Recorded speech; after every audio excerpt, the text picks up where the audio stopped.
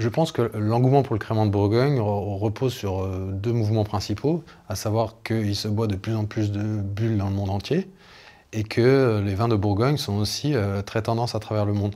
Donc le crément de Bourgogne étant un vin effervescent fait en Bourgogne, il bénéficie de ces deux dynamiques en fait. Ensuite, l'appellation crément de Bourgogne est composée de deux mots très importants. Il y a crément qui est la garantie de la méthode de fabrication, mais le mot Bourgogne prend également toute son importance car les amateurs de vin savent qu'ils vont retrouver à travers les créments de Bourgogne toutes les caractéristiques des vins de Bourgogne, à savoir finesse, élégance et authenticité, qui sont les caractéristiques des vins de Bourgogne. La différence entre le crément de Bourgogne blanc de blanc et le crément de Bourgogne blanc de noir tient déjà dans la terminologie, à savoir que le crément blanc de blanc est fait avec les raisins blancs. En Bourgogne, ça va être chardonnay et ligoté, et les blancs de noir avec des raisins rouges ou noirs, donc qui seront pinot noir et gamay. Quand on parle de blanc de noir, on pense à structure, puissance aromatique, rondeur et une belle longueur en bouche. Quand on pense crément de Bourgogne, on pense que le moment de dégustation parfait est l'apéritif, ce qui est vrai totalement pour les deux catégories.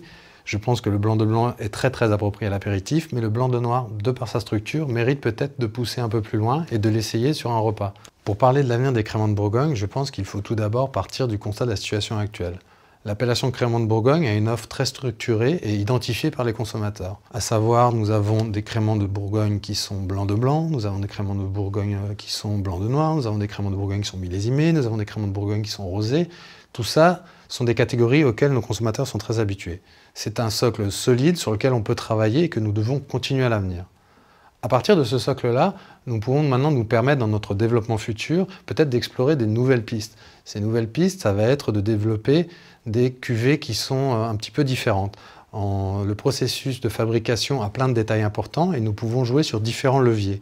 Par exemple, nous pourrons jouer avec d'autres facteurs, comme l'origine des vignes, comme le dosage ou comme le temps de vieillissement, par exemple, ce qui pourra nous permettre de faire de nouvelles cuvées et fera apparaître de nouvelles subtilités et nuances dans l'appellation crément de Bourgogne.